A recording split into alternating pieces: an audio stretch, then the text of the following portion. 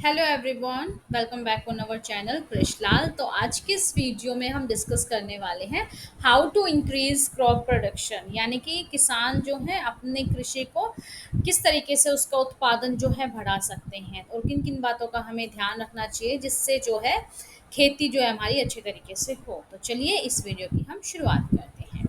इन सरल तरीकों से बढ़ाए कृषि उत्पादन की क्षमता। तो कुछ जो तरीके हैं, टिप्स हैं, वो सारे हम डिस्कस करने वाले हैं कि किसान भाई को किन किन बातों का ध्यान रखना चाहिए जिससे उनके उत्पादन की क्षमता जो है बहुत ज़्यादा बढ़ जाए। तो कृषि क्षेत्र में उत्पादन क्षमता का बहुत ज़्यादा महत्व है, क्योंकि अगर उत्पादन अच्छा होगा ना खेत में, तो आय भी अधिक होगी, है ना। इनकम भी ज़्यादा होगी, पैसे भी अच्छे आएंगे और नुकसान होने की संभावना उतनी ही कम होती चली जाएगी। ठीक है। अगर हम जब हम खेती करते हैं तो खेत में हम फसल उगाने से पहले हम अपनी ज़मीन तैयार करते हैं, है ना।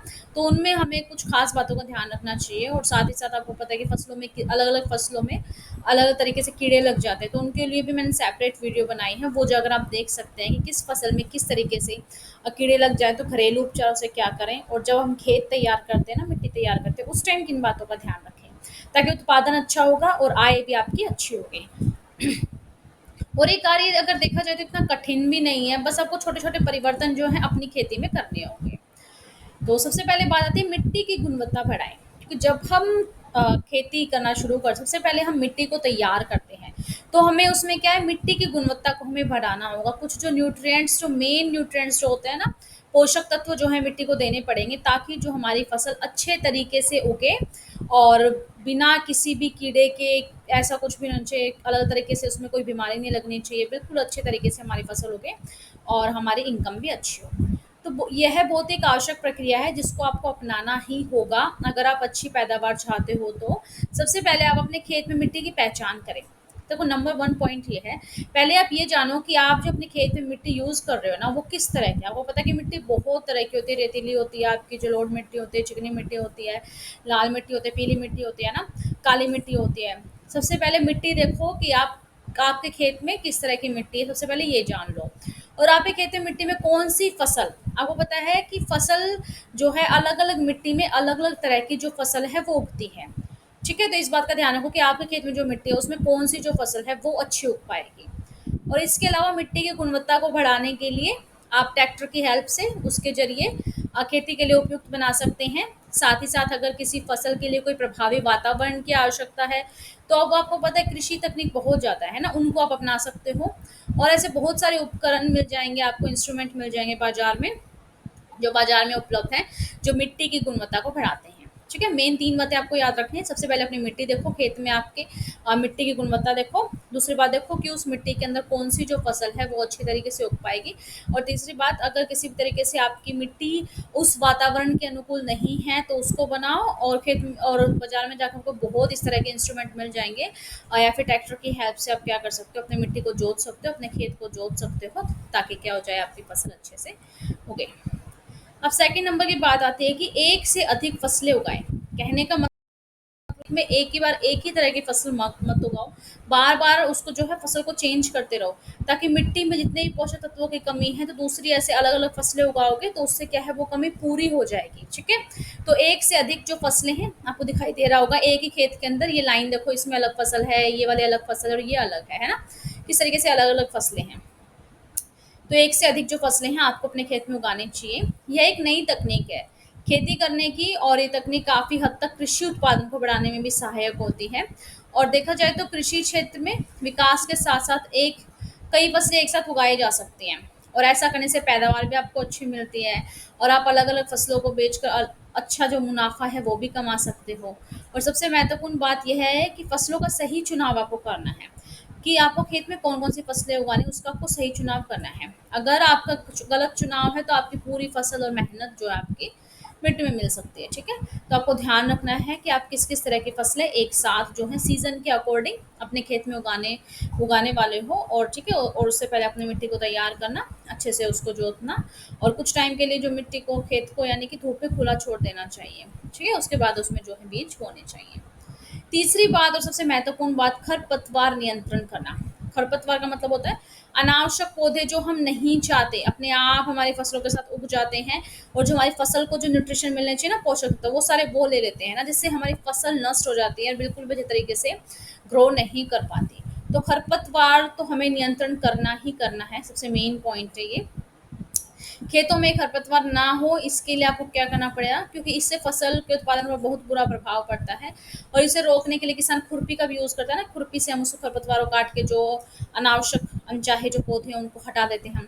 या फिर एक पेंडी वीडर आता है ना, इन दोनों का उपयोग करके आप क्या कर सकते हो, खरपतवार को हटा सकते हो। पहले रोपाई के 20 दिन बाद और दूसरा रोपाई के 50 से 60 दिनों के बाद, ठीक है। इसको क्या कर सकते हो, आप इनको हटा सकते हो, ठीक है। और इससे जो फसल है आपकी अच्छी होगी। इन बातों का आप ध्यान रखना। अब इससे आगे आता है कीट नियंत्रण करना। देखो जो सीजन होता है ना, जैसे लगा लो आपका मानसून होता है, गर्मी होता है, उसमें हम रबी की खरीफ की फसलें होते हैं, इनमें अलग अलग तरीके के जो पौधे होते हैं ना, उनमें अलग अलग तरह के कीट लग जाते हैं। जो करते क्या है, उससे क्या होता है, फसलों के जो पत्ते हैं वो खा जाते हैं, तना खा जाते हैं उसका, ठीक है, फसलें नष्ट कर देते हैं, जैसे टिड्डियों का आक्रमण हो जाता है, ठीक है। और मिट्टी में जड़ों में भी बहुत तरह के कीड़े होते हैं जो अपने आप से लग जाते हैं और जड़ को खत्म कर देते हैं, या पत्ते पीले पड़ जाते हैं, सूख जाते हैं, ठीक है, उनमें कोई चिपचिपा पदार्थ लग जाता है जिस वजह से वो पत्ते वहीं की वहीं कट जाते हैं, या फिर पौधे की ग्रोथ नहीं हो पाती। तो अलग अलग तरह के कीड़े होते हैं, सीजन के हिसाब से होते हैं, अलग अलग मौसम में अलग तरह के कीड़े होते हैं, ठीक है। तो इन सबसे हम कैसे बचा सकते हैं अपनी फसलों को, तो कुछ बातें तो आपको ध्यान रखनी पड़ेंगी। बीज बोने से पहले जिस टाइम आपने मिट्टी तैयार करते हो ना, खेती करने के लिए आप अपना खेत तैयार करते हो, उसी टाइम आपको कुछ बातों का ध्यान रखना पड़ेगा। सबसे पहले अच्छी गुणवत्ता वाले बीज आपको यूज़ करने पड़ेंगे। और दूसरी बात, आपको मिट्टी को कुछ टाइम के लिए क्या करना पड़ेगा, जोत के खेत को क्या करना पड़ेगा, खुला छोड़ देना पड़ेगा। और उसके बाद कुछ दवाइयों का छिड़काव भी करना पड़ेगा, वो आपकी फसल के अकॉर्डिंग होता है, ठीक है। उसके लिए मैंने सेपरेट वीडियो बना रखी है कि किस किस तरह के कीड़े लग जाते हैं, उनका उपचार क्या है, तो उनमें अलग अलग तरीके से दवाई का छिड़काव करते हैं। अब कॉमन मुख्य रूप से हम क्या यूज़ करते हैं वो देखो। किसानों के फसलों को उत्पादन को रोकने के मुख्य कारण कीट भी होते हैं, उनकी वजह से उनका जो उत्पादन बढ़ नहीं पाता और जो फसलों को बढ़ने नहीं देते, ठीक है, उनकी ग्रोथ को रोक देते हैं। इस कीटों को नियंत्रण करने के लिए आप क्या कर सकते हो, क्लोरोपायरिफास नाम की दवाई होती है, ठीक है, बाजार से जाके आप ये दवाई ले आना। और जो 20 EC में क्या करना, 20 EC लेके 4 से 5 लीटर पानी लेके उसमें प्रति हेक्टेयर की दर से क्या कर देना, आप इसका छिड़काव कर देना, ठीक है, ताकि वो जो कीड़े हैं वो पनपे ही ना। कीट कई प्रकार के होते हैं, कुछ होते हैं जो तना छेद है, जो तना है उसको ख़त्म कर देते हैं, कुछ पत्तियाँ खा जाते हैं, कुछ जो फल लगने से पहले, कोई भी लगने से पहले वो जो बीज बनता है ना आपका, जो फ्रूट होता है उसका रस चूस जाते हैं। इन सभी पर नियंत्रण करने के लिए, ताकि कीड़े ना लगे, उसके लिए आपको क्या करना पड़ेगा, क्लोरोपायरिफास की जो दवा है वो आप बाजार से ले आना और उसको पानी में मिलाकर क्या कर देना, उसका छिड़काव कर देना, ठीक है। इससे आगे आता है इसमें तापमान की स्थिरता। तापमान की स्थिरता से पहले एक और है, एक सेकेंड। इससे है सिंचाई सही तरीके से करना, ठीक है। आपको फसल के हिसाब से सिंचाई करनी पड़ेगी। जैसे कि अभी जो है आपका वो पता है कि धान बो रखी है अभी, ठीक है, तो धान में तो आपको पता है कि हमेशा पानी खड़ा रहना चाहिए, है ना। कुछ फसलें होती हैं जिनमें लिमिट के लिए लिमिट का पानी चाहिए होता है, तो आपको ये बात जाननी होगी सिंचाई किस हिसाब से आपको फसल के हिसाब से आपको करनी होगी, ठीक है, कि आपके फसल को पानी की कितनी ज़रूरत है।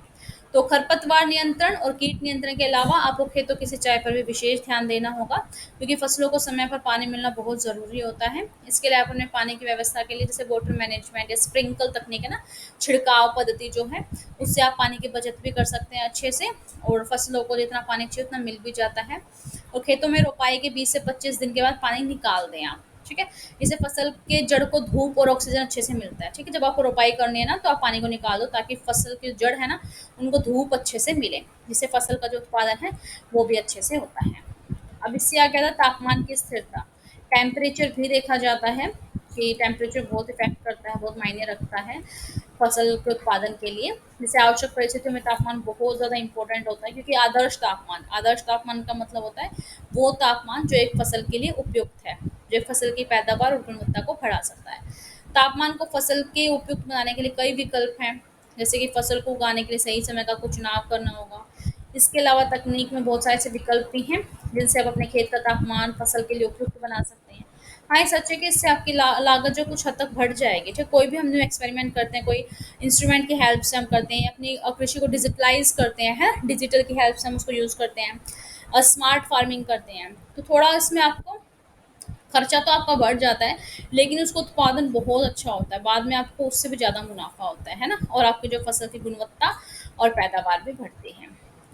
तो कैसी लगी वीडियो प्लीज़ आप मुझे कमेंट करके ज़रूर बताना, और कृषि से संबंधित किसी भी प्रकार की जानकारी के लिए इस नंबर पर आप संपर्क कर सकते हैं, और हमारी वेबसाइट पर ज़रूर विजिट कीजिएगा www.krishlal.com। यहाँ पर आपको जो है एग्रीकल्चर से रिलेटेड सारे सर्विस एंड प्रोडक्ट यहाँ मिलते हैं। साथ ही साथ प्ले स्टोर पर जाकर आप कृषलाल जो ऐप है उसको इंस्टॉल कीजिएगा, और यहाँ पर जो डेली मंडी रेट्स हैं वो अपलोड किए जाते हैं। वीडियो को लाइक शेयर एंड कमेंट कीजिएगा किसान भाइयों के साथ, उनके लिए स्पेशली वीडियो बनाई जाती हैं, तो आपका फ़र्ज़ बनता है उनको शेयर करना, ताकि बहुत सारी ऐसी बातें होती हैं जो उन्हें नहीं पता होती, वो छोटी छोटी बातें अगर वो अपने दिनचर्या में अपनी खेती में अपना लेते हैं ना, तो वो उनका जो काम है वो बहुत बहुत ज़्यादा आसान हो जाता है, उनकी मेहनत कम हो जाती है।